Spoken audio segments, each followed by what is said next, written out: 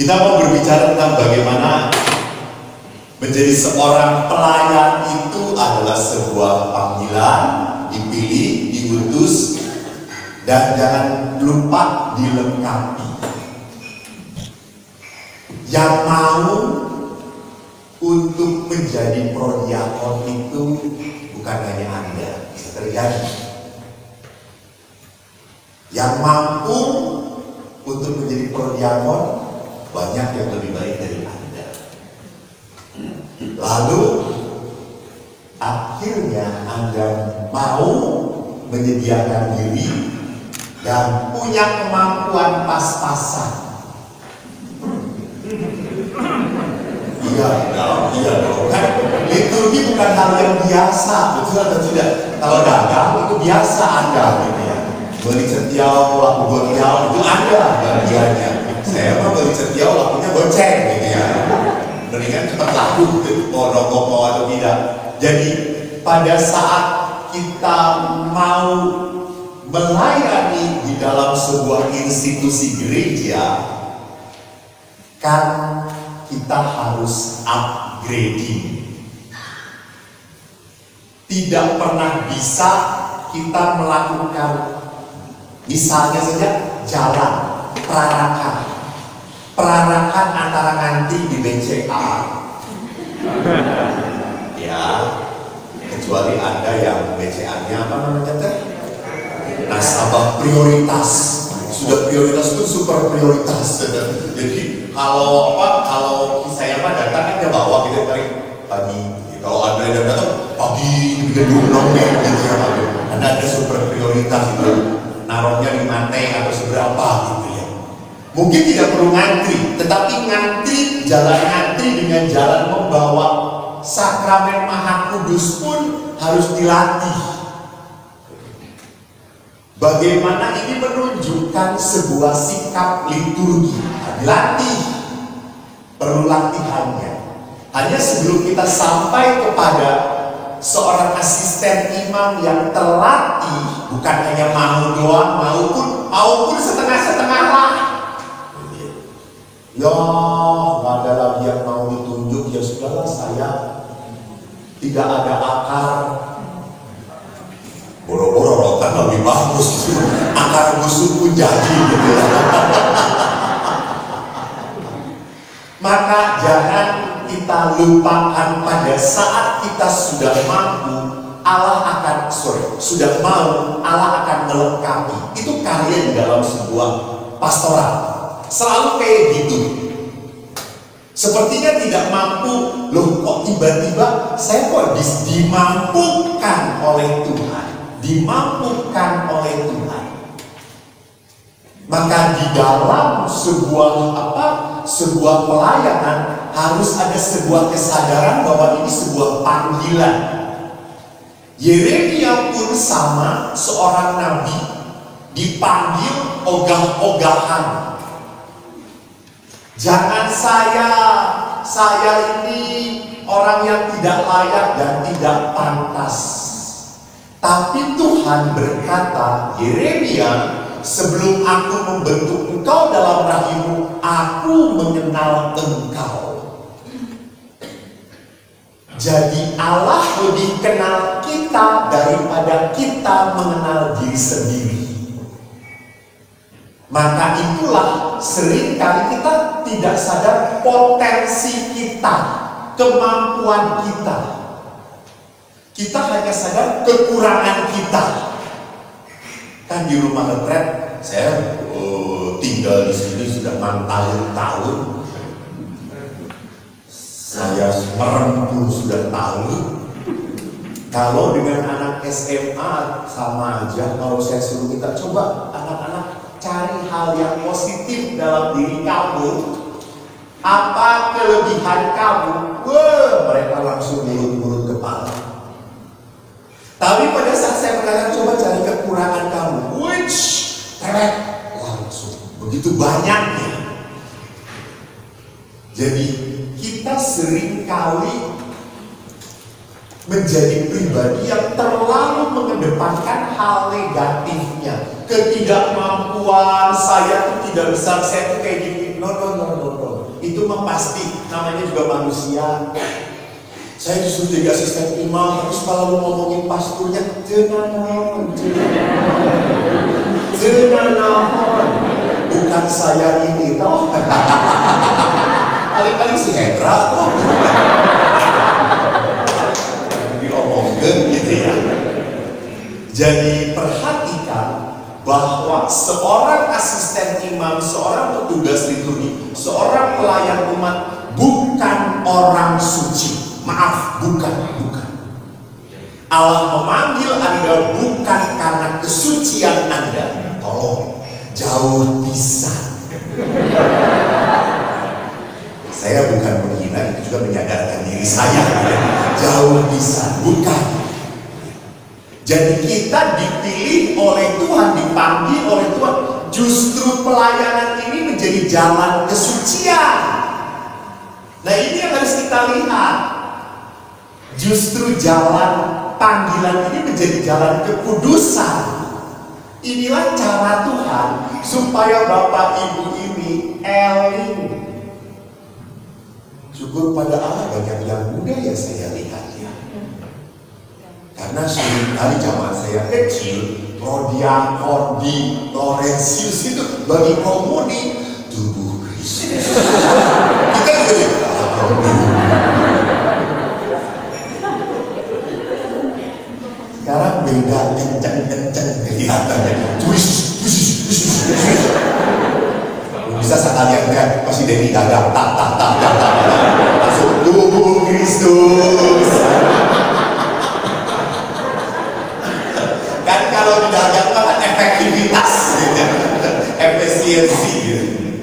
Dan jangan pernah lupa bahwa tidak hanya Allah mengenal diri kita, dan ini pun jalan panggilan Tuhan. Allah pun akan melindungi kita. Mereka akan memerangi engkau, tapi tidak akan mengalahkan engkau. Jadi saya akan selalu mengingatkan, di saat Anda pelayanan, pasti ada orang yang tidak puas dengan pelayanan Anda. Pasti. Saya jamin. Karena di gereja Katolik mah yang terlibat sedikit, komentator banyak. Coba yang komentator itu suruh terlibat, mau di sana naon. Jadi sejak Yeremia pun orang-orang yang dipilih Allah selalu ada yang memerangi. Memerangi itu apa? Membuat saya akhirnya merasa tidak nyaman dengan pelayanan, merasa something wrong dengan pelayanan saya. Pasti diomongin. Kan ada umat yang selalu ngomong pada saya Romo, supaya dari omongin mah mendingan cicing aktif di gereja. Datang hari Minggu komuni pulang, balik lagi komuni minggu depan pulang. Selesai diomongin. Betul. Tetapi saya jamin hidup imanmu tidak berkembang. Engkau cuma hafal bahwa kami Salam Maria dan aku percaya. Litani aja tidak tahu apa maksudnya. Jadi kalau kita mau menjadi orang Katolik biasa-biasa saja, memang aman. Tetapi Anda tidak akan bertumbuh dan berkembang. Justru pada saat Anda berani memasuki pelayanan, Anda akan semakin tahu, mengenal kekuatan dan kekayaan iman kita. Ini yang harus kita sadari. Saya tidak tahu apakah asisten imam di paroki Laurentius ini juga memakamkan, ya, memberi renungan di lingkungan. Baik, keren banget. Pasti Pastor Maman mengkalah dengan Anda. Saya tahu. Ngomongขึ้นyakin. Kenapa saya tahu? Saya terus terang saya tahu. Saya pernah mau dong bisa ditoleransi. Tiba-tiba ada si cucu tuh dengan si emaknya biasa misa gitu. Lalu si cucunya tuh ke WC, pas ke WC keluar ketemu dengan pas mama, lalu apes.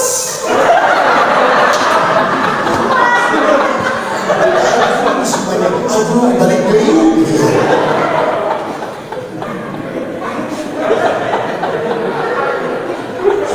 Terus saya lebih baik ngomong daripada diam-diam. Jadi lihat di sini, walaupun banyak orang memerangi, Romo ini dia adalah dosen saya teologi mistik, jangan macam-macam. Dia ngajar mata kuliah yang paling berat, teologi mistik. Maka kalau ada khotbah Anda nggak ngerti, nggak level. Jelas. Berarti prodi apa bertobat kan?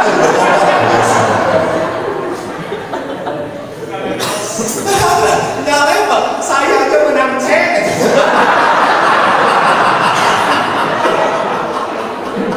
Tanya mau jujur Anton, paling D. Oh saya. Jadi lihat di sini, walaupun kita ada hal yang mengeluh, ada sesuatu yang tidak dikomplain gitulah.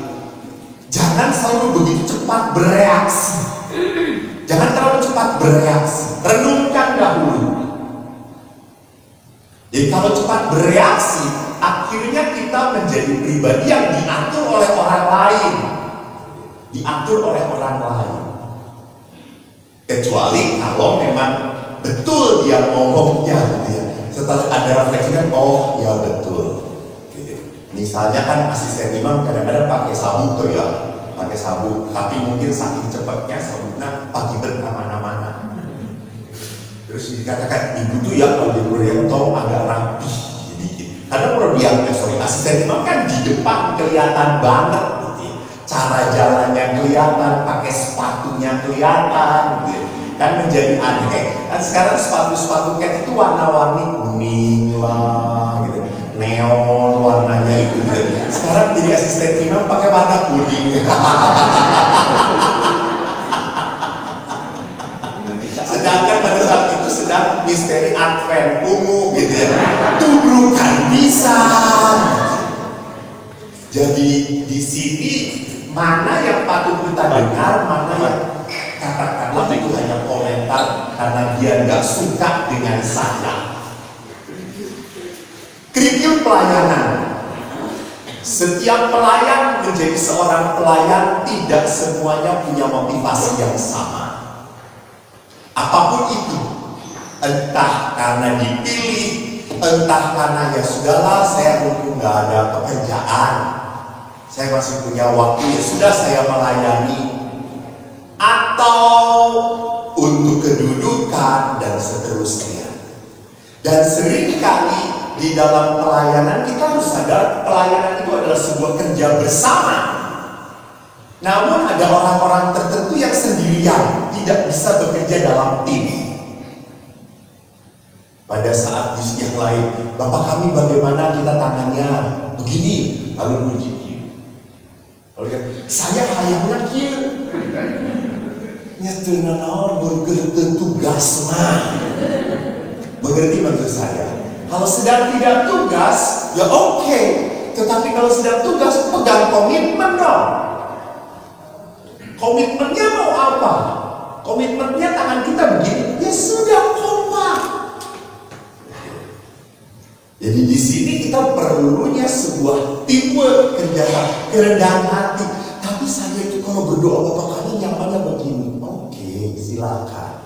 Di saat Anda tidak bertugas di depan, karena pada saat di depan itu kan yang namanya keserasian, itu kan dilihat.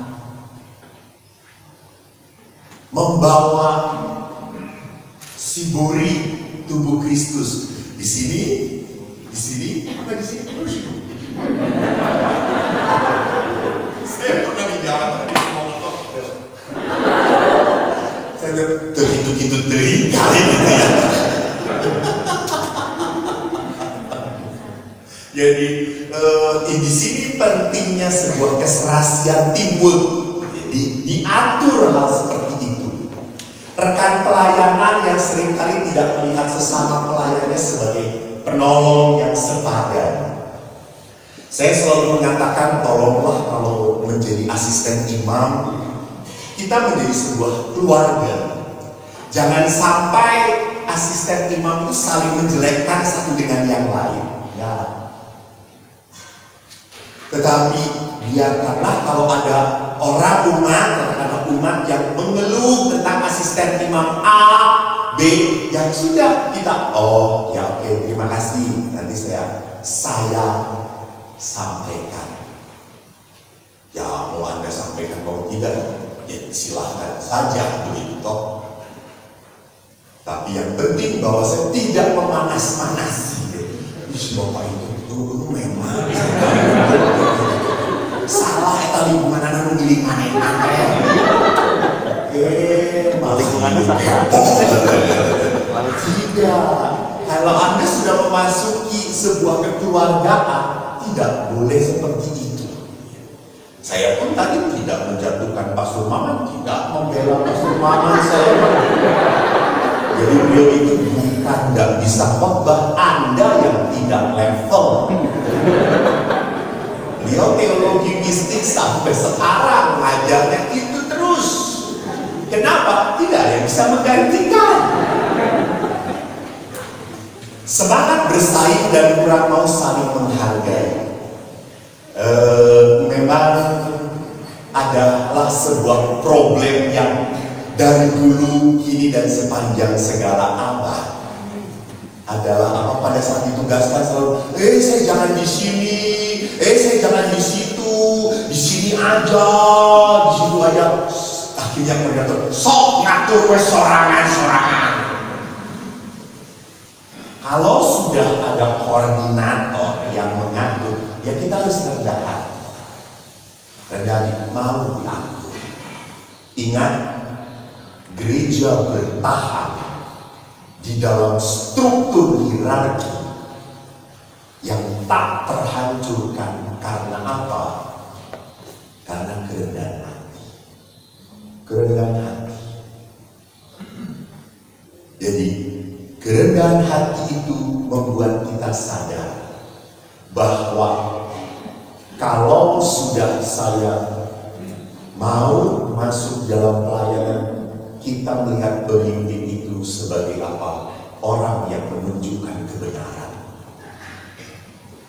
untuk kebersamaan, Nah, seorang pemimpin di dalam pelayanan pun harus bijaksana, sungguh diatur bukan oleh perasaan, bukan oleh sentimen, tetapi sungguh diatur oleh gerakan Roh Kudus.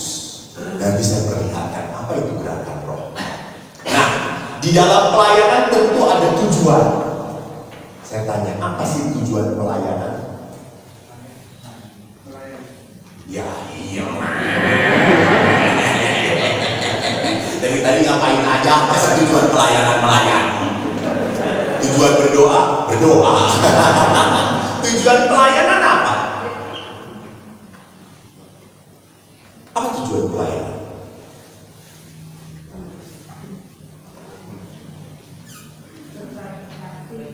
Berbagi kasih. Oke. Next. Lebih intim dengan Tuhan.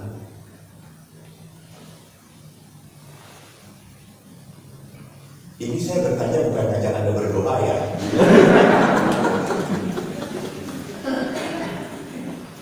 Jadi tujuan pelayanan adalah apa?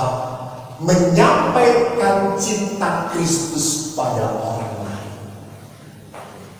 Jadi supaya orang itu merasakan kasih Tuhan. Jadi tidak pernah boleh seorang asisten imam atau para pelayan siapapun menjadi batu sandungan orang untuk bertemu dan merasakan cinta Tuhan. Maka indah sekali pada saat seorang prodiakon menyampaikan komuni kudus pada para oma-oma yang sudah tidak mampu ke gereja. Oma itu merasakan apa? Kekuatan dengan sakramen yang Anda bawa itu. Itu tujuannya, menghantar kasih Tuhan pada orang lain. Supaya yang tidak mampu pun, entah secara fisik atau apapun, tetap bisa merasakan bahwa Tuhan itu peduli pada engkau. Bahwa Tuhan itu mengasihi engkau. Dan Anda lah, termasuk saya, tangan-tangannya. Nah kalau itu goalnya, tentu ada effort, ada difficulty, ada partner, dan the most important thing adalah faith. Kita tahu harus ada usaha untuk mencapai sebuah tindakan mengasihi itu. Dan tadi dikatakan ada kesulitan, tapi jangan lupa kita pun punya tim, bekerja bersama, tidak sendirian, dan ini faith, iman. Iman ini menjadi landasan yang harus kuat dalam batin kita. Karena kalau tidak kuat, akhirnya maaf ya, kalau pelayanan landasan imannya tidak kuat, maka seringkali patah pada saat kesinggung, langsung mundur. Gesanah saya masa namanya asisten imam tapi isinya kacau kayak gini, walai deh saya. Ini landasan imannya belum, landasannya luka. Jadi kalau dalam pelayanan landasannya orang mudah terluka, ya rapuh pelayanannya, gak akan kokoh, gak akan kuat. Digebrak sedikit saja langsung mundur. Mungkin tidak teratur tapi ngacel. Lengit pindah agama. Jadi perhatikan, landasan yang tidak pernah bisa dinegosiasi adalah apa? Iman. Nanti kita lihat. Maka kita bisa memperlihatkan apakah pelayanan ini berkat atau beban. Pertama, kita harus sadari apa yang dikatakan di dalam kitab suci. Sewaktu Yesus memanggil para muridnya. Kalau daripada nganggur kamu bacakan. Kamu baca saya bisa minum. Yohanes 21 ayat 15 sampai 19.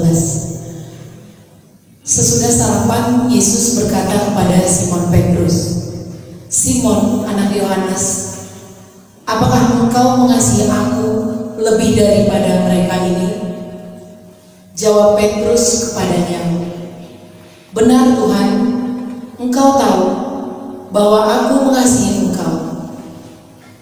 Kata Yesus kepadanya, "Gembalakanlah domba-dombaku." Kata Yesus pula kepadanya untuk kedua kalinya, "Simon, anak Yohanes, apakah engkau mengasihi aku?" Jawab Petrus kepadanya, "Benar Tuhan, Engkau tahu bahwa aku mengasihi Engkau." Kata Yesus kepadanya, "Gembalakanlah domba-dombaku." Kata Yesus kepadanya untuk ketiga kalinya, "Simon, anak Yohanes, apakah engkau mengasihi aku?" Maka sedih hati Petrus karena Yesus berkata untuk ketiga kalinya, "Apakah engkau mengasihi aku?" Dan ia berkata kepadanya, "Tuhan, Engkau tahu segala sesuatu. Engkau tahu bahwa aku mengasihi Engkau." Kata Yesus kepadanya, "Gembalakanlah domba-dombaku." Demikianlah sabda Tuhan. Terpujilah Kristus. Saya selalu melihat kejanggalan di dalam Injil ini. Injil ini kan memperlihatkan Yesus tanya, "Simon, apakah engkau mengasihi aku?" Jawab Simon, Ya, saya mengasihi. Tanggapan Yesus, gembalakanlah domba. Nggak nyambung. Sama seperti Anda kalau dengan istri Anda, Mama saya nggak ada darahku. Sayang, ini belanja jangan banyak-banyak ya karena dihabis. Kan kalau Yesus nyambung, Simon, apakah kau mengasihi aku? Ya, aku mengasihi kau. Aku juga nyambung dong. Tapi Yesus mengatakannya apa? Gembalakanlah domba-domba. Jadi menurut saya, Yesus itu bukan orang yang baper. Yesus adalah orang yang mengisahkan pada action. Gak mau ngomong terlalu jelimet tentang perasaan. Lu ngasihin gue, oke, gembalakanlah domba-domba. Maka di sini amat sangat jelas sekali bahwa pelayanan itu adalah the act of love. Jadi bahasanya kalau kita mencintai Tuhan cuma satu, layanilah. Layanilah. Dan saya juga kaget, Yesus nggak ngomong apakah kau mencintai aku? Ya, berdoalah. Tidak. Yesus tidak berkata berdoalah, enggak, gembalakanlah. Jadi pergilah, serve, itu yang nomor satu. Jadi kita jelas di sini kalau kita mencintai Allah hanya bisa ditunjukkan lewat apa? Pelayanan. Maka identitas pengikut Kristus jelas sekali dikatakan oleh penginjil Yohanes, di mana kamu saling mengasihi, disitulah engkau memperlihatkan kau adalah murid-murid. Jadi ini identitas yang tidak bisa ditawar-tawar. Jadi identitas pengikut Kristus itu bukan karena pakai salib, ditato, yo saya pengikut Yesus. Bukan. Do, serve, to the other. Pelayanan. Ini amat sangat kelihatan. Nah, kalau demikian, kita harus melihat konsep pelayanan sebagai murid. Ingat, kalau kita berbicara tentang menjadi murid Kristus, apakah akan pernah lulus atau tidak? Nah, kalau menjadi murid Yesus itu pernah lulus. Kalau murid sekolah SD kan lulus, SMP lulus, SMA lulus, kuliah lulus. Menjadi murid Yesus lulus atau tidak?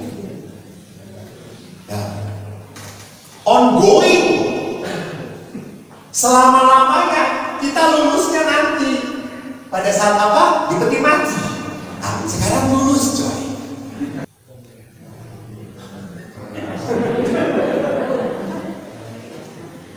Bagaimana di kerajaan surga apa yang dilakukan? Yes, memuji Tuhan. Kudus, kudus, kuduslah Tuhan. Jadi rupanya konsep di kita adalah apa? Memuliakan Tuhan. Dalam pesta orang kemuliaan bagi Allah.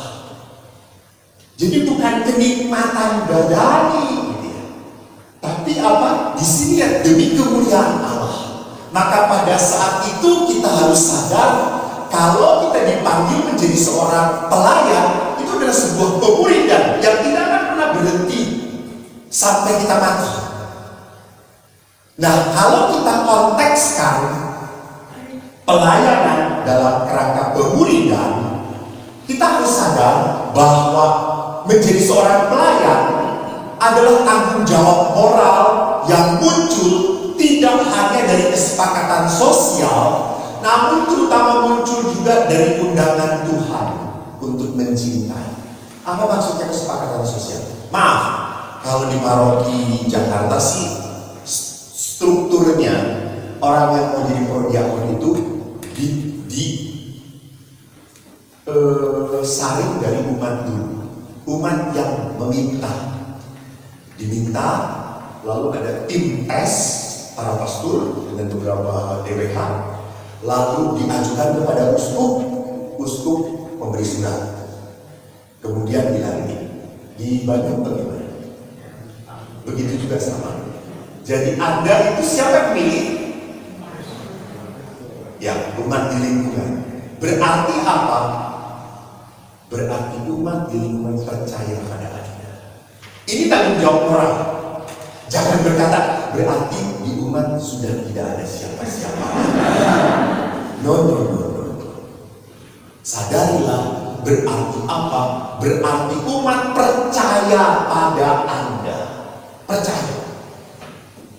Karena di kami sampai pemilihan gagal berkali-kali, sampai masuk campur tangan. Sudah pemilihan lagi yang benar, mari kita berdoa. Karena kuat sekali kubunya. Yang satu ingin ini, yang satu ingin itu. Jadi memang umat yang mau, umat yang begitu mencintai. Ini tanggung jawab moral. Sebab karena ini adalah sebuah kesepakatan orang-orang itu. Dan yang kita harus sadari, ini pun menjadi undangan Tuhan untuk mencintai Allah. Maka tadi saya mengatakan bahwa menjadi prodiakon asisten imam adalah jalan kesucian. Pelayanan merupakan jawaban. Jadi kalau Anda menyediakan diri dan mengatakan ya, itu berarti ini jawaban saya kepada panggilan Tuhan, kepada cinta Tuhan. Saya berkata ya. Bahkan seringkali kalau para imam atau para biarawan menjawab panggilan, apakah kamu bersedia untuk mengucapkan kaul sampai mati? Apa jawabannya? Dengan bantuan rahmat Allah, saya bersedia. Jadi saya sadar, saya yang menyediakan diri saya di dalam kelemahan, maka dikatakan dengan bantuan rahmat Allah. Tetapi jawabannya jelas dari saya. Yang ketiga, kita dituntut di dalam pemuridan untuk memelihara dan menjaga bahwa kita adalah representasi dari cinta Allah.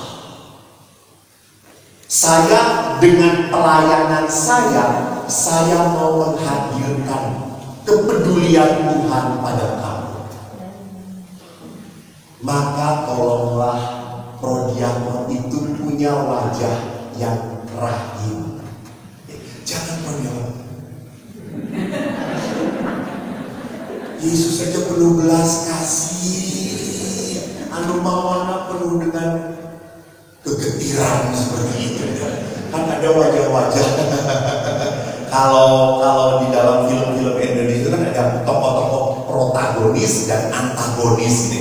Jadi jangan sampai Anda membawa wajah Tuhan yang baik dibawa oleh wajah yang antagonis, kayak nenek lampir gitu.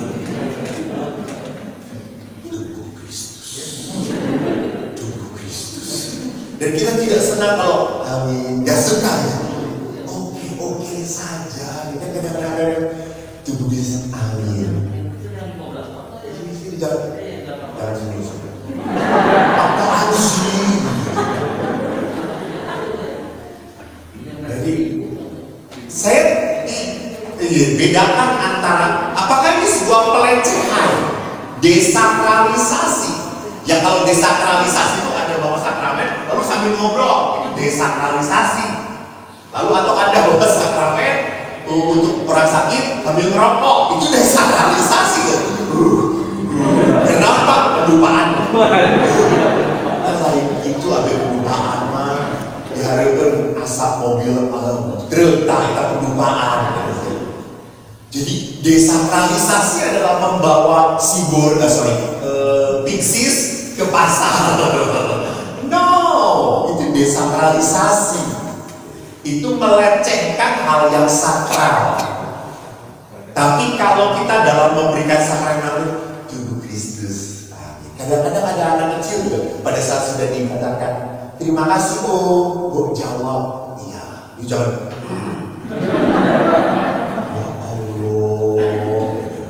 Anda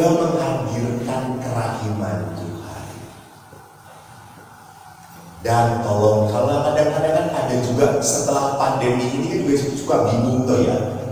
Setelah itu tubuh Kristus, dia masih begini. Lalu ada Katolik atau bukan? Cintonita. Oke sih, iya tapi kok pelan-pelan. Apakah Katolik? Dengan apa? Dengan yang nyaman gitu, bukan Katolik bukan? Nggak tahu sikapnya seperti apa. Nggak ada pelajaran komuni pertama gitu. Malah penyelidikan kanonik. Jadi di sini kita harus sadar bahwa Anda itu representasi, menghadirkan, mempresentasikan, menghadirkan Tuhan, wajah Tuhan, sosok Tuhan. Nah, pelayan berhati Bapak. Kalau saya berbicara tentang representasi Tuhan itu, saya paling bangga dengan Monsinyur Michael Yusudianto. Amin. Anda kenal? Beliau itu Monsinyur yang someah, selalu senyum, tidak pernah marah, tapi sering menyakiti saya. Tidak pernah marah. Dan bukan curhat, sharing iman.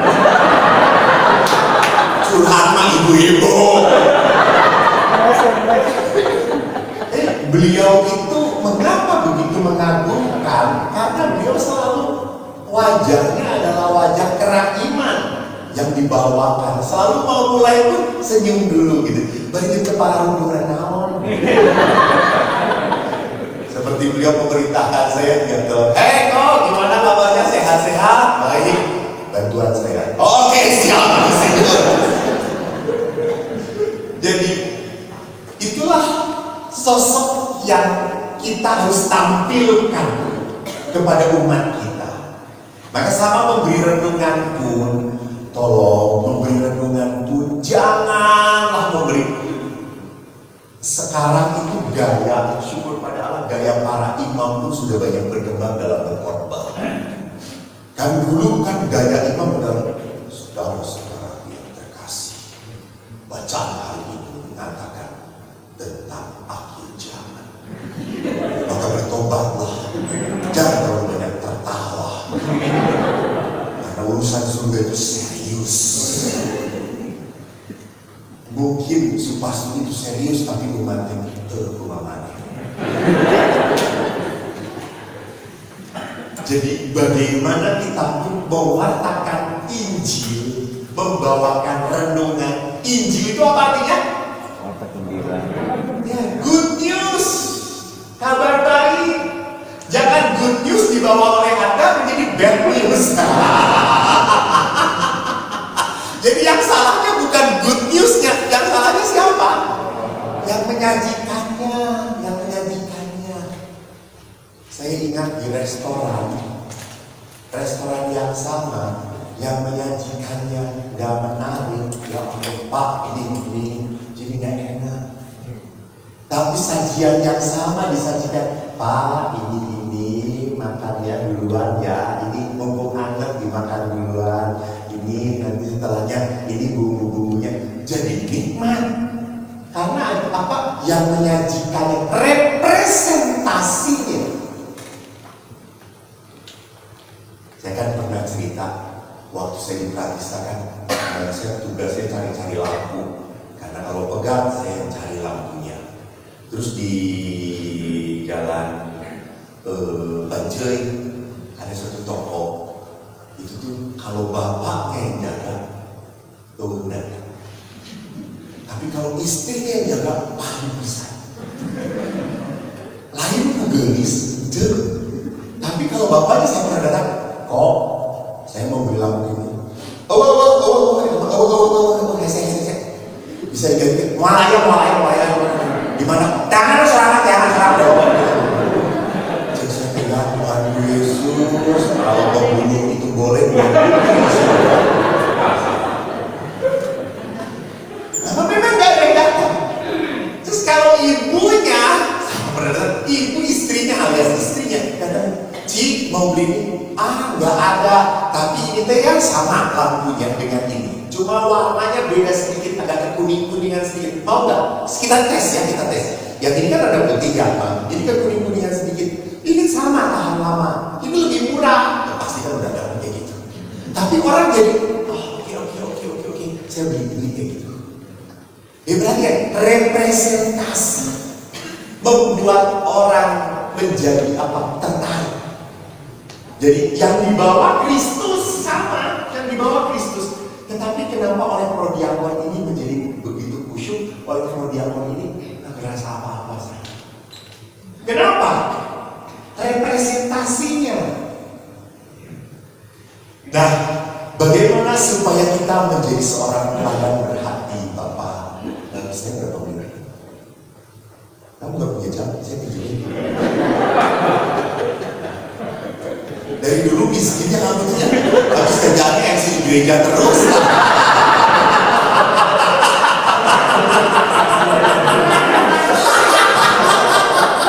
Oh, duitan. Tolong ingetin ya. Bagaimana menjadi seorang pelayan berhati Bapa? Mari kita lihat berguru pada Yesus sendiri. Yesus adalah a man with God's heart, manusia berhati Allah. Ada 3 hal yang begitu menarik dalam hidup Yesus dan terakumulasi dan akhirnya itu yang membentuk menjadi pribadi berhati Allah. Hidup itu panggilan dan hidup itu pilihan. Maka berbahagia itu pun pilihan. Mau menjadi pengikut Kristus yang mencintai Kristus pun itu pilihan. Yang mau menjadi seorang Katolik yang sungguh-sungguh pun itu pilihan. Dan tentunya panggilan. Karena Allah selalu memanggil, ada God's calling to be a better, supaya menjadikan saya menjadi lebih baik. Itu panggilan. Dan yang kedua adalah apa? Misi hidup kita apa? Saya tuh ke dunia ini apa sih yang dicari? Kan kalau wanita apa sih yang dicari kalau bukan sepatu dan tas? Tapi enggak, ibu-ibu prodiakon ini enggak. Levelnya sudah naik sedikit.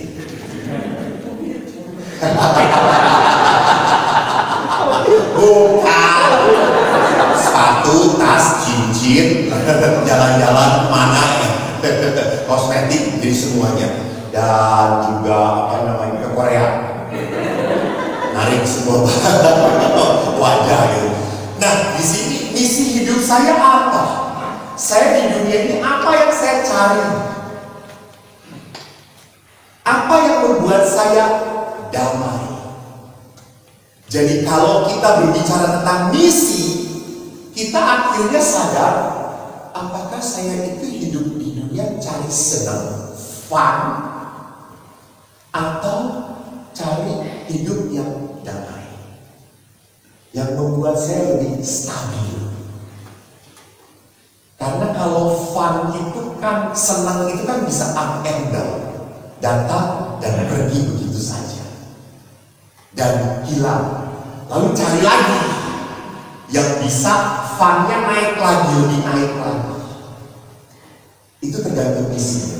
Dan tentunya kalau saya sadar hidup itu panggilan, kita punya misi, maka menuntut cara hidup yang berbeda. Saya sejak kecil ingin jadi pastor. Ditanya pun ingin jadi pastor. Misinya jadi pastor. Kenapa? Pernah ditanya. Karena saya sejak kecil tanya si Har itu ada di belakang adik saya. Dan kalau kita misal, Bapak itu selalu naruh kita di depan ya Har ya. Duduk di depan bareng-bareng. Sehingga duduk di depan bareng-bareng kita tuh melihat imam. Saya tuh tertarik melihat pastor yang di depan. Mungkin si Har tidak tertarik jadi pastor karena salah terus pas bisa. Kan kelebih membawa bagiannya ayeuna. Ayo saya mau bagian di bageula. Jadi kita bawa dengan naon saudara-saudara kita tanya. Jadi saya duduk di depan melihat itu yang membuat saya tertarik. Dan saya tanya mau jadi pastor, misinya jelas. Maka cara menjauhi wanita. Karena itu sumber kejahatan. Ini serius kan? Saya nggak mau dekat-dekat dengan perempuan. Menderita sekali kalau di sekolah itu kan duduknya lagi perempuan. Saya menderita.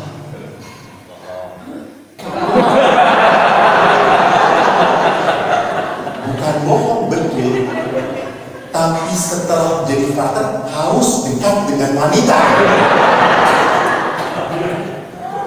Ada keinginan juga untuk dekat dengan perempuan. Tetapi toh cara hidup saya harus diatur. Maka sama. Kalau misi saya radiator representasi, maka cara hidup saya pun yang harus diatur.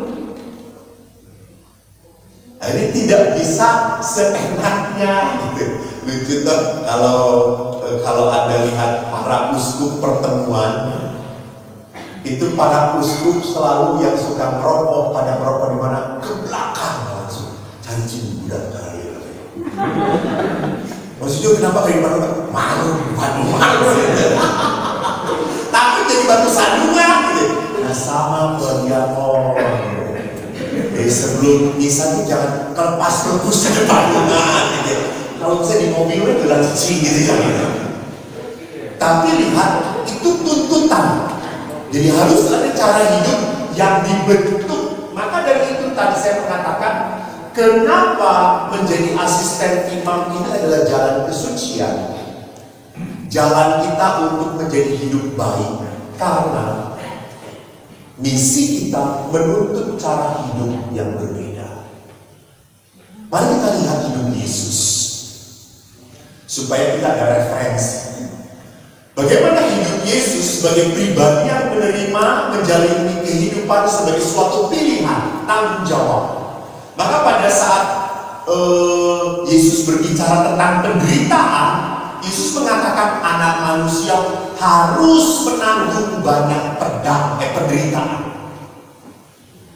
Memang ini adalah sesuatu yang katakanlah hal yang Yesus sadari, bahwa satu-satunya manusia yang diciptakan Allah untuk menderita siapa? Ya, cuma Yesus. Kita manusia diciptakan oleh Allah untuk menikmati berkat Tuhan, edarnya. Sedangkan Yesus dihadirkan oleh Allah ke dunia untuk menderita. Dan Yesus sudah menyatukan panggilan itu dengan panggilan Bapa. Sehingga pada saat salah satu muridnya memenggal telinga Malkus, diterak hati saudara, sarungkan pedangmu, aku harus minum cawan. Maka pada saat Yesus menghadapi musuh-musuhnya, Yesus berteriak, ampunilah mereka, sebab mereka tidak tahu. Nah, sekarang kalau kita kembalikan kepada panggilan kita,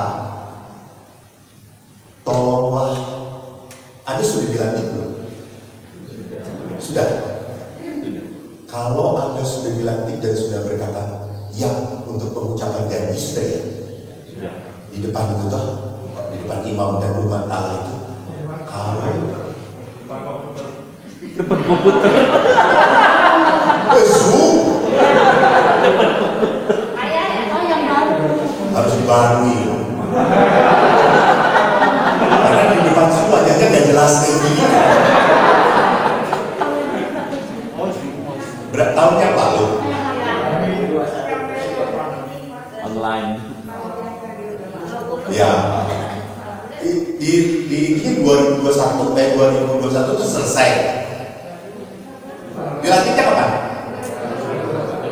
2021. Oh, masih online 2021. Ini parah banget. Kita 21 sudah offline di gereja kita di dan aman-aman serangan.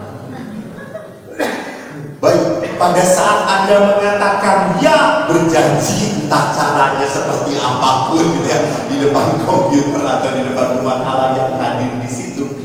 Tapi kita harus sadar bahwa ini adalah saya yang mengucapkan. Saya yang mengucapkan. Maka kalau sudah mengucapkan ya, tolonglah kita dituntut total. Jadi total itu berarti apa? Berikan pikiran Anda, berikan hati Anda, berikan tenaga Anda, berikan waktu Anda. Itu totalitas.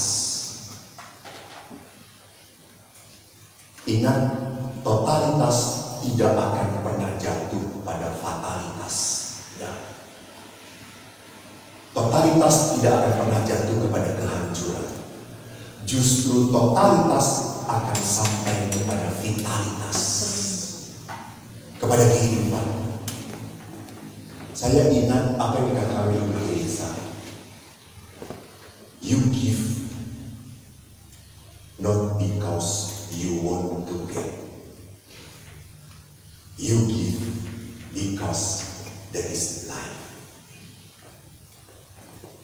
Jadi kita memberikan waktu kita kepada Tuhan, persembahan kita kepada Tuhan, bukan supaya usaha kita diberkati. Tolong jangan ada prodiakon yang seperti itu. Bapak Rudi ini sebelum jadi prodiakon warnanya laku pisan. Setelah jadi prodiakon tetap laku. Mengkhianati jadi prodiakon tetap laku. Hubungan mana? Jadi perhatikan bahwa saya memberikan hidup saya, waktu saya. Kenapa? Karena inilah kehidupan. Kalau kita melihat Yesus, Yesus pun hidupnya just giving. Maka kalau seorang prodiakon mau terlibat, ini sadar saya yang mau total, akan memberikan vitalitas kehidupan kepada orang lain. Orang lain pun akan melihat semangatnya. Jadi jangan pernah kita memiliki setengah-setengah. Hati-hati. Kalau Anda setengah-setengah, akan ada tanda-tanda keburukan. Saya menyadari baru kemarin, Bapak Ibu, cerita. Saya kan kita Oktober itu masuk bulan apa? Satu. Lalu saya janji dalam hati, saya setiap bulan mau rosario, setiap hari mau rosario. Karena biasanya belang bentok, belangnya 2 bulan, isinya 2 poin, kan banyak kosongnya saya. Lalu saya ngomong 1 bulan itu saya mau rosario. Padahal saudaraku yang terkasih, di awal Oktober aku kena COVID. Saya kena COVID karena kecapean. Saya pelayanan di Bandung. Lalu 3 hari saya naik sepeda ke Lembang, ke selatan. Capek banget, drop. Langsung saya dicek 2 garis. Dan garis kedua itu benar tegas pisan. Wah, memang serius. Saya sakit dan betul. 3 hari badan saya remuk, sakit banget. Lalu malam itu seperti malam pisau, sakit. Lalu pada saat saya sakit badan, kan nggak bisa tidur tuh, saya duduk. Saya lihat rosario, cantik rosario. Tapi udah males karena sakit badan. Terus saya ngomong, Tuhan, tahu toh saya sedang hidup masa masih harus rosario gitu ya. Sudahlah Tuhan, cengli dikit sekarang. Ini saya sedang merasakan sakit, kata saya itu. Lalu saya tuh duduk, agak nyender sedikit. Di belakang saya itu ada rak buku. Rak buku itu ada buku, lalu ada beberapa obat. Di atas rak buku itu ada hadiah dari seorang teman, patung Maria dari kayu bagus banget, 5 kilogram beratnya. Si Maria tiba-tiba aku berani dan percis jatuh ke bahu saya. Saya tadinya mau teriak pakai bahasa Natan, Maria. Dan waktu saya angkat itu patung tidak bolengsek sedikit pun, tidak ada cacat. Padahal lemarinya kan lebih tinggi, hampir 2,5 meter. Hebat. Terus saya ngomong, iya, saya akan berusaha. Daripada malam itu saya nggak usah meletup ke kepala. Saudara tuh lihat, total. Kalau sudah berjanji dengan Allah, hati-hati. Patung Yesus sebesar di Lorenzo.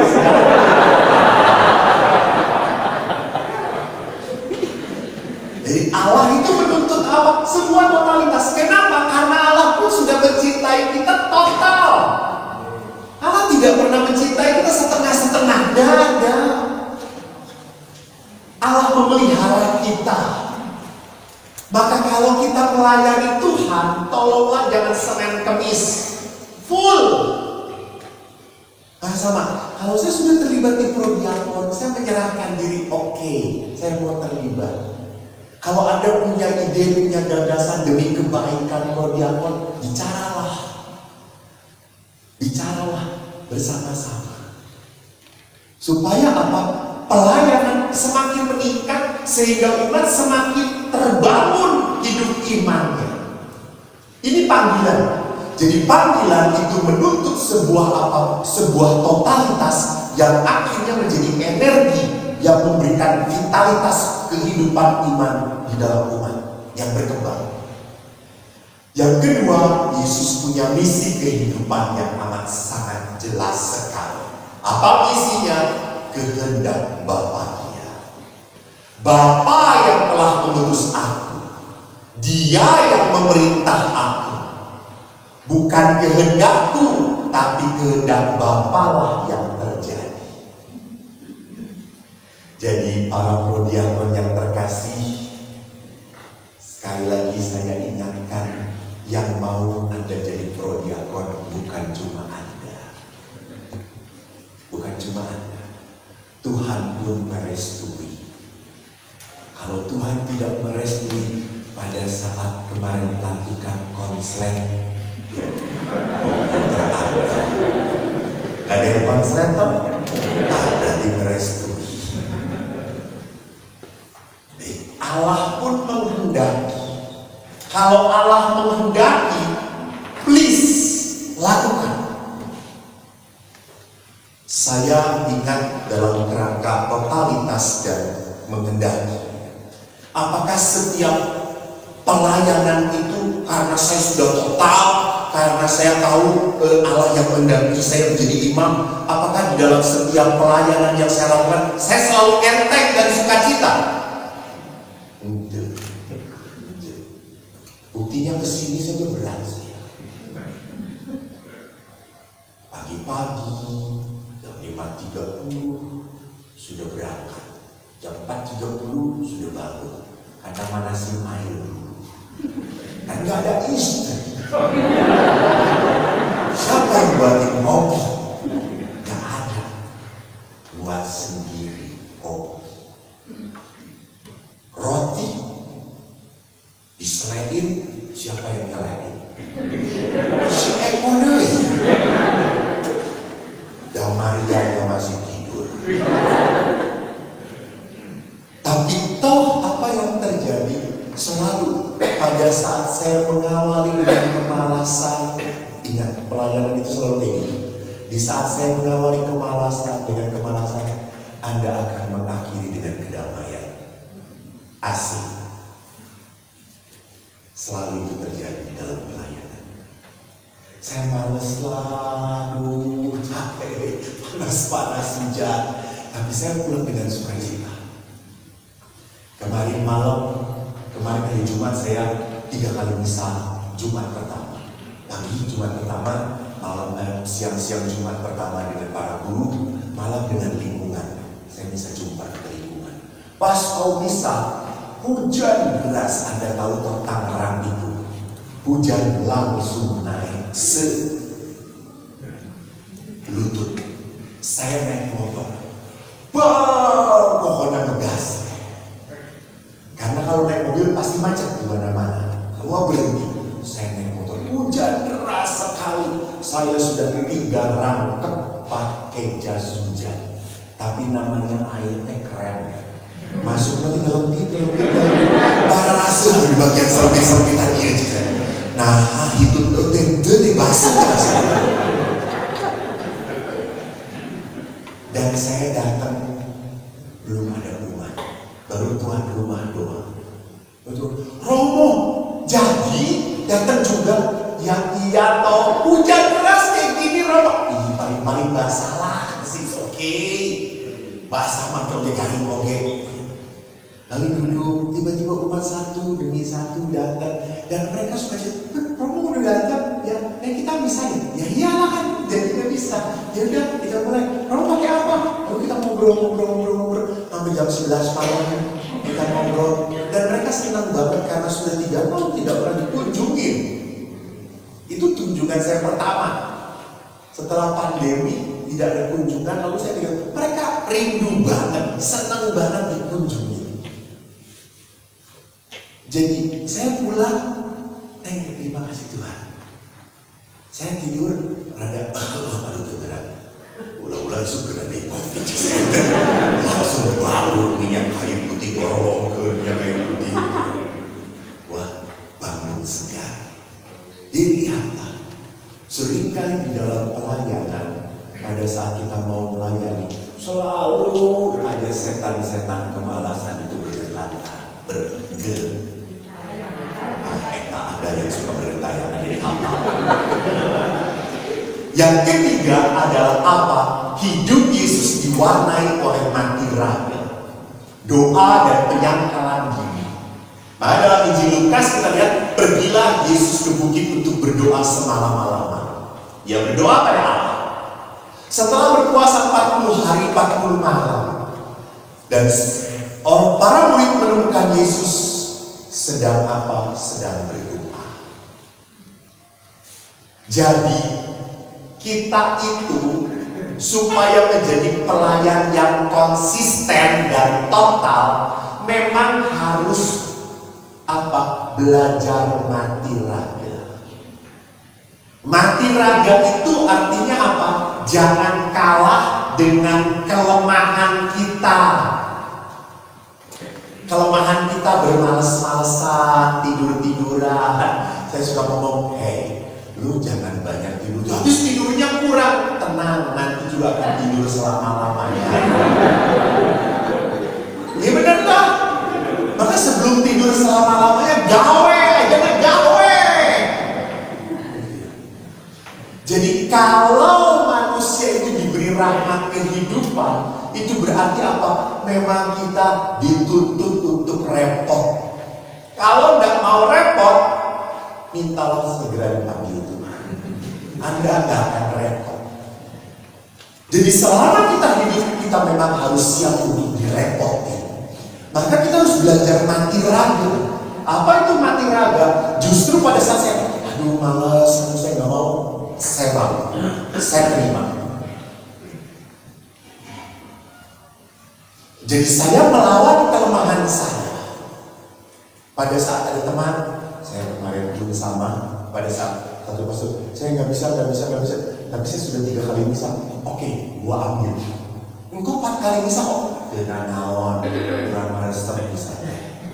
Nah, hari habis itu jam misa. Jam naon, terus saya habis tuh. Jadi lihat di sini, pada saat saya mau menolak, aduh malas, kenapa saya? Belajarlah untuk menawarkan diri. Saya bisa, saya mau, saya oke. Ini mati raga. Untuk apa? Membentuk, mendisiplinkan hidup rohani. Karena apa? Hidup kita itu selalu terbentuknya dalam jasmani kita, di dalam kedagingan. Jadi kalau kedagingan itu sifatnya apa? Malas, santai, nyaman, duduk-duduk, generasi rebahan. Pokoknya gak mau capek, gak mau berdiri, gak mau beranjak. aja, diem aja, kalau bisa makan tinggal makan.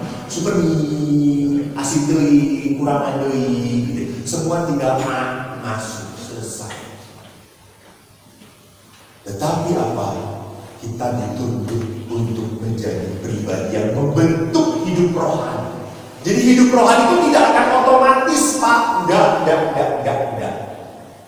Jadi kalau kita tidak pernah membentuk hidup rohani, maka karakter kita pun, maaf ya, karakter kita pun sampai kapanpun akan berkarakter yang menakutkan.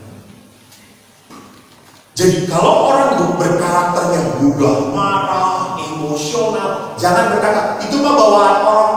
Itu. Orang ini tidak pernah membentuk hidup rohani. Orang ini tidak pernah bermati raga. Orang ini tidak bisa menahan diri. Jadi kalau orang mampu menahan diri, bermati raga, maka dia bisa membentuk hidupnya. Jadi sama sekarang bagaimana kita pun dipanggil di dalam hidup keluarga. Jadi tolong saya selalu mengingatkan para prodiakon, ingatlah keluargamu adalah tempat pertama yang harus kau layani. Bukan gereja sore. Kenapa? Karena keluarga adalah gereja kecil. Tempat Yesus ada yang pertama-tama di dalam keluarga Anda. Maka layanilah keluarga Anda terlebih dahulu sebelum Anda pergi keluar melayani yang lain. Maka pelayanan itu adalah harus menjadi sebuah kepenuhan. Bukan pelayanan itu menjadi sebuah kekurangan. Hati-hati. Kalau pelayanan berlandaskan pada kekurangan, maka di dalam pelayanan orang itu butuh pujian, butuh pengakuan, butuh sanjungan. Karena melayaninya dalam kekurangan. Mengerti maksud saya? Tetapi kalau orang pelayanannya di dalam kepenuhan, maka dia hanya bisa Giving. Whatever you will do to me, I just give. Tugas saya adalah memberikan. Jadi inilah tuntutan, inilah cara untuk sampai kepada keselamatan, kepada kekudusan. Yesus pernah berkata dan mengutip apa yang dikatakan oleh Paulus sebelumnya. Siapa pendorong pelayanan dalam hidup gereja? Paulus ke-6 pernah berkata, Roh Kudus seperti pada permulaan gereja bekerja dalam setiap penginjilan, membiarkan dirinya dirasuki dan dituntun oleh Roh Kudus. Bapak Ibu pernah lihat jatilan udah lumping, orang-orang sudah kerasukan. Jadi orang itu harus dirasuki, bukan oleh kerasukan udah lumping, tapi oleh Roh Kudus. Maka kalau orang yang kerasukan kuda lumping aja bisa makan kacang, beling, tenanawan, paku, tenanawan. Jadi kenapa? Karena Roh itu yang datang. Sama. Orang itu harus bisa dirasuki Roh Kudus Allah, sehingga hal yang mustahil itu menjadi memungkinkan. Bisa. Karena apa? Karena karya Roh Allah ini dalam diri kita. Nah, inilah akhirnya kalau orang terbuka pada cakrawala Roh Kudus, maka orang tidak pernah takut terhadap apa yang dituntut oleh Allah dan kemana Allah akan menuntun pelayanan saya. Ingat, kalau Allah menuntun kepada pelayanan, selalu menuntun kepada apa? Saya. Kepada saya. Jadi memang pelayanan itu identik dengan saya. Tidak ada sebuah pelayanan yang tidak membuat orang berkorban. Saya ingat, saya pernah ngomong belum ya, nggak tahu, kalau pernah juga ada mungkin saya ingatkan kembali. Pengorbanan dalam bahasa Inggris itu apa artinya? Apa dalam bahasa Inggris? Sacrifice. Sacrifice. Sacrifice itu kata dasarnya apa?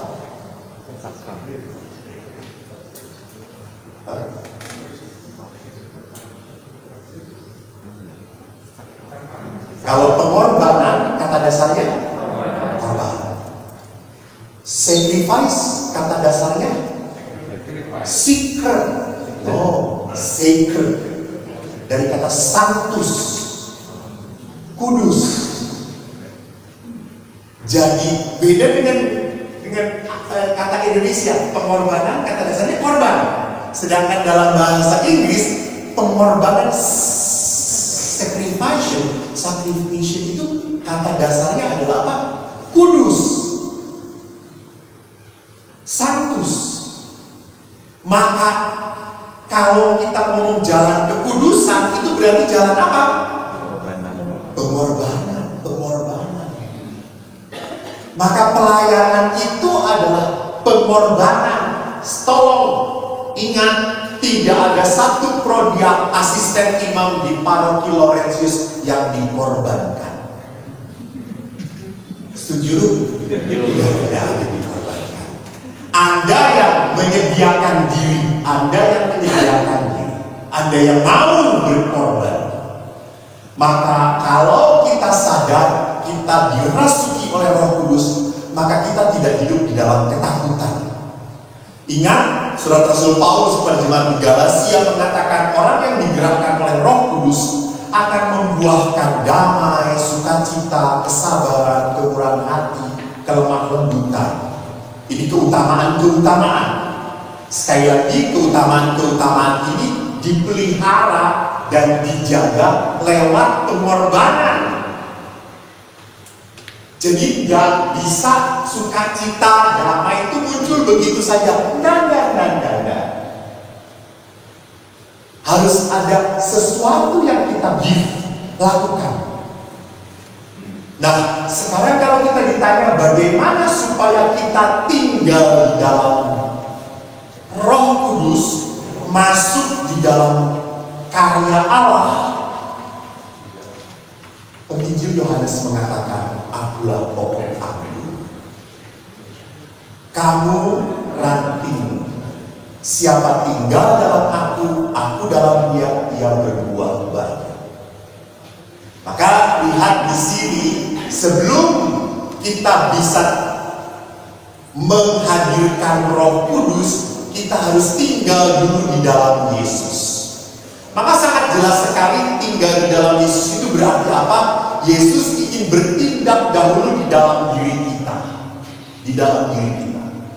Baru Yesus bisa berbuat melalui diri kita. Nah, sekarang pertanyaannya, kalau prodiakon adalah pribadi-pribadi yang tidak punya hubungan elit, yang tidak punya hubungan intim dengan Tuhan, lalu mau mewartakan Tuhan, aneh. Karena dia tidak punya hubungan intim dengan Tuhan sendiri. Mau apa yang diomongin dia? Omong kosong. Dia jangan-jangan nanti malah mewartakan tentang dirinya.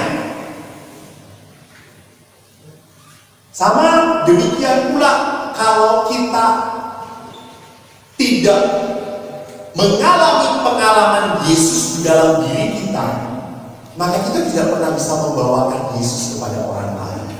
Itu pun yang tadi saya katakan. Bagaimana saya menghadirkan Yesus di dalam keluarga kita? Bagaimana saya menghadirkan kemurahan hati Tuhan di dalam keluarga kita? Saya sedang mendengarkan sebuah seminar bagus banget. Ada sebuah kalimat dari seorang suami yang memberikan kesaksian. Seringkali para istri ataupun suami berusaha, berdoa, dan berusaha segiat-giatnya untuk merubah pasangannya. Betul atau tidak? Karena banyak sekali sekian persen dalam diri pasangan hal-hal yang tidak menyenangkan bagi pasangannya. Ya, waktu pacaran sih kalau berapa persen hal yang tidak menyenangkan? Ada, menyenangkan semua. Karena oke berbohong-bohongan, karena oke cinta monyet dan dua monyet sedang jatuh cinta. Tetapi setelah sekian tahun perkawinan, makin tambah 10% yang tidak menyenangkan, 20%. Setelah 25 tahun perkawinan, 100% pasti tidak menyenangkan. Saya ingat di paroki saya itu kan di belakang ada patung Pieta. Itu kalau udah doa pagi, misa pagi, ibu-ibu pada doa di situ. Memang banyak dikabulkan. Saya kadang-kadang dekat di situ berdiri, momen diam, menikmati. Lalu saya kurang sadar. Lalu saya diam, dan ibu-ibu itu kan kadang-kadang kalau berdoa tidak bisa membedakan antara berbisik dan berisi. Lalu saya tuh sedang diam, tiba-tiba ada ibu yang mendekati saya. Mungkin dia pikir kalau doa dekat pastor akan didengarkan. Dia mungkin ngomong, ini orang dalam. Lalu dia berdoa, Tuhan terima kasih, Engkau telah berikan pasangan bagi aku. Betapa bahagianya aku dengan dia. Namun Tuhan, setelah 20 tahun perkawinan, begitu banyak hal yang membuat saya jengkel, kecewa, dan marah. Tuhan, saya sudah tidak tahan lagi. Tuhan akan saya kembalikan dia padamu. Kalau kau berkenan silakan panggil secepatnya saja Tuhan. Terus saya pakai cici gitu. Saya nggak mau amin, mau amin kurang ajar. Jadi perhatikan di sini bahwa seringkali setelah lama perkawinan kita banyak melihat hal-hal yang tidak berkenan pada hati kita. Ingat, si Bapak itu langsung ngomong, kita bertugas di dalam perkawinan bukan untuk mengubah pasangan kita. Kita ditugaskan oleh Allah di dalam perkawinan untuk mencintai dia. Edan, kata saya. Jadi artinya apa? Walaupun dia borokokok, nyebelin, ngorong, banyak muncul, banyak komplain, gue tetap memilih dia. Kenapa? Bukan dia karena yang terbaik, bukan. Banyak yang lebih baik dari dia. Kenapa saya memilih dia? Dan itu tiba-tiba ngomong gitu kan Gusti Allah. Karena saya sudah berkomitmen, karena saya sudah berjanji. Maka kalau sudah berjanji, ingat di dalam perkawinan tidak ada janji yang bisa ditarik kembali. Maka lihat di sini, saya bisa membawa Yesus kepada keluarga-keluarga lain kalau saya pun bisa menghadirkan Yesus di dalam keluarga saya. Maka supaya saya bisa bertindak supaya Yesus bisa bertindak dalam diri kita, maka tolonglah prodiakon, you must know Christ. How do you know Christ? You read the Bible. So it is my question. Did you read the Bible or not? Don't answer. Just do it. Jadi satu, Hieronymus pernah berkata, orang yang tidak mau membaca kitab suci adalah orang yang tidak peduli pada Kristus. Maka baca kitab suci adalah cara kita untuk mengetahui apa yang Tuhan mau. Jangan jadi kayak dukun. Saya mau tahu kehendak Tuhan dengan jiwa. Terbalik. Baca kitab suci. Di situ ada kehendak Allah. Bisa tiba-tiba begitu saja berbicara pada Anda. Kenapa? Karena itu sabda Tuhan. Itu bukan koran. Ingat, kalau koran itu kan memberi informasi. Tetapi kalau firman Allah itu to formate, membentuk hidup kita. Bukan inform, bukan. Maka ada orang yang mendebatkan apakah betul kisah penciptaan itu hari ini bukan informasi untuk diperdebatkan. Ini untuk form, membentuk hidup kita. Supaya kita sadar siapa Allah di dalam kisah penciptaan. Yang kedua, kita harus mencintai Allah. Maka mencintai Allah itu berarti apa? Saya harus punya waktu doa pribadi.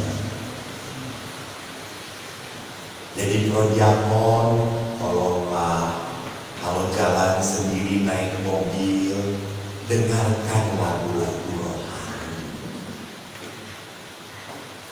Jangan lagu-lagu yang membawa ke acuh-acuh. Emang lagu rohani juga ya, ini sekarang ada model diskotiknya gitu ya. Jadi orang tidak dibentuk oleh sairna, tapi malah asiknya doang. Ingat, lagu rohani itu kekuatannya di mananya? Di syairnya, di kata-katanya, bukan di iramanya, nungenahen, bukan kungenahenana gitu. Jadi saya dilibatkan, diingatkan untuk berdoa. Saya teringat kemarin ada seorang ibu kemarin berpercis. Jadi saya habis jumper guru, lalu jam 1 siang langsung sakramen minyak suci. Seorang ibu yang sudah 95 tahun gak bisa apa-apa, dia udah tidur. Saya datang, dia langsung cenghar. Saya pakai jubah, Romo, terima kasih datangnya. Oma, kita perminyakan ya. Ya, saya senang. Romo bawa Yesus kan? Bawa. Nanti Oma boleh sakramen menyambut. Oh, saya senang, saya sudah lama. Langsung duduk teman itu. Sampai anak-anaknya kaget. Lalu setelah itu saya nyanyi lagu tak terbatas kuasa Tuhan, lalu lagu kasih, lalu lagu Yesus. Semua itu ikut bernyanyi, ikut berdoa. Pas perminyakan saya kan biasanya mendekat, salib di sini, lalu di tangan. Pas mau di tangan, dia malah salaman. Lain salaman, saya memberi ada salib di tangan Oma, gitu. Oh, gitu. Lalu dia bertanda salib, lalu di kaki saya bertanda salib. Setelah selesai, anak-anaknya menyiapkan minuman. Lalu apa yang terjadi? Si Oma itu diklik jalan ke ruang tamu sendirian, lalu duduk di samping saya. Oma, bukan sakit kemarin? Enggak, saya sehat. Sekarang saya baik. Kenapa Oma? Saya damai. Yesus sudah datang. Yesus sudah ada. Ya, inilah intimitas dengan Tuhan. Jadi kita harus menjaga apa ya istilahnya itu, channel kita. Kan Anda pusing toh kalau datang kemari lupa bawa handphone, betul? Ya, separuh jiwaku berdiri. Apalagi sudah handphone ketinggalan, istri nggak ikut lagi. Aduh.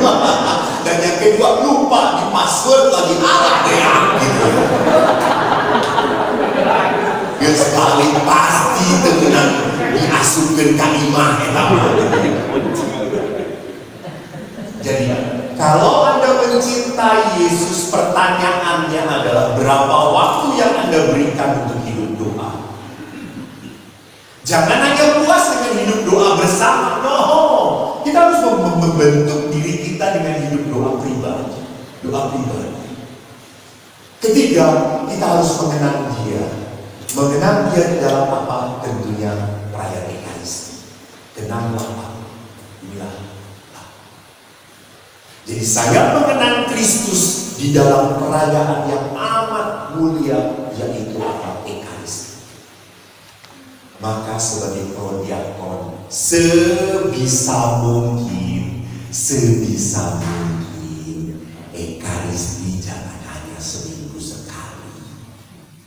Kalau bisa harian, ikutilah.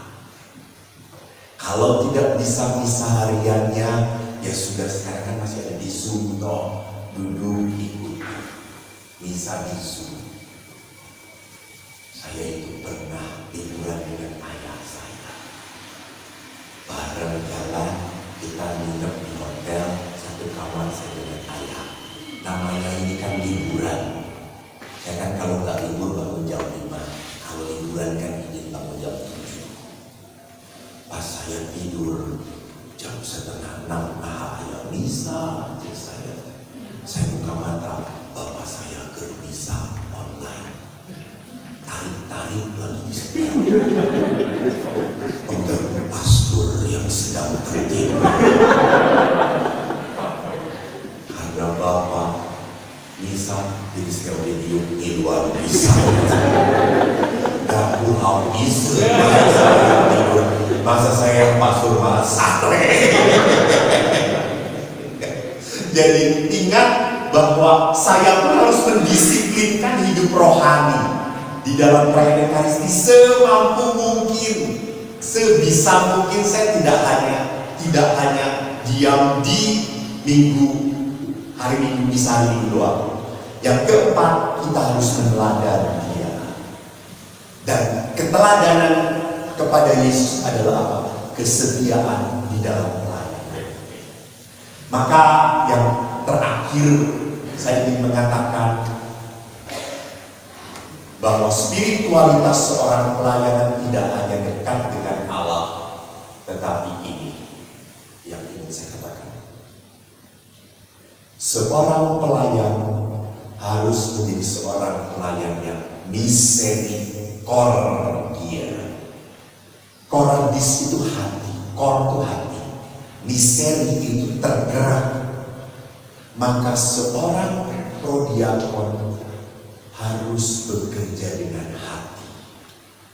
Harus menjadi pribadi yang tadi, yang nomor 4 itu apa? Meneladani Yesus. Bagaimana keteladanan yang kita berikan? Yesus selalu dalam Injil dikatakan apa? Hatinya tergerak oleh belas kasihan. Jadi jangan sampai menjadi seorang prodiakon yang tegaan, please. Saya pernah dilaporin oleh seorang istri prodiakon. Romo, bapak tuh kalau prodiakon di gereja, aduh sucinya. Tapi itu semua mengelabui mata, Romo. Kalau di rumah, kalau sudah marah-marah, aduh, pembantu aja dimarahin. Sampai saya itu malu. Ingat eling bapak teh prodiakon. Dan bapaknya dengan tenang berkata apa? Prodiakon teh di gereja. Nah ini kampret, ini prodiakon kampret. Jadi jangan pernah lupa panggilan Anda itu tadi untuk kesucian dan untuk kehidupan Anda. Maka please-lah menjadi seorang prodiakon, haruslah menjadi pribadi yang tergerak oleh belas kasihan. Anda boleh, apakah seorang prodiakon tidak boleh marah? Boleh, tapi marahlah seperti seorang prodiakon dalam nama Yesus. Jangan marahnya brutal, jangan marahnya emosional, membabi buta, menyakiti. Di dalam kemarahan itu kan harus ada esensi yang benar, apa? Message-nya nyampe enggak? Kekesalannya nyampe enggak? Kalau cuma banyak lukanya, berarti Anda brutal dalam kemarahannya. Berarti Anda marahnya belum marah prodiakon, masih marah seorang imam. Karena kemarahan levelnya prodiakon harus di atas, bukan di bawah. Jadi di sini kita harus menjadi pribadi yang mudah tergerak oleh belas kasihan. Maka sama, tolonglah. Kalau seorang perdiakon ada kesulitan, yang lain, oke, saya bisa bantu. Jatah dia saya ambil, nggak apa-apa, saya bisa 2-3 kali, bisa. Pas kosong kok saya. Lihat, ini misericordia. Jadi misericordia itu tergerak oleh belas kasihan, lain cicing wae. Tindakan belas kasihan itu harus selalu spontan, bukan disuruh, bukan. Ada yang mau? Ada yang mau? Bagaimana kalau Bapak? Ya sudah, oke. Ya sudah, kalau tidak ada yang lain, sudah saya mau. Itu bukan misericordia. Ini misericordia itu berkata, oke, saya bisa. Si burung mah bisa diurus bantu. Si mama bisa diatur, diurus tetangga lah dan Jadi perhatikan di sini, misericordia adalah orang yang berbelas kasih. Bapak Ibu yang terkasih, saya dipelototin oleh MC gratisan. Waktu habis. Terima kasih banyak. Saya ada sesi lagi atau? Ada sesi kedua. Oh, iwang lu. Setelah makan ya. Oke. Jadi ini sesi pertama saya. Nanti kalau Anda mau bertanya, kumpulkan saja.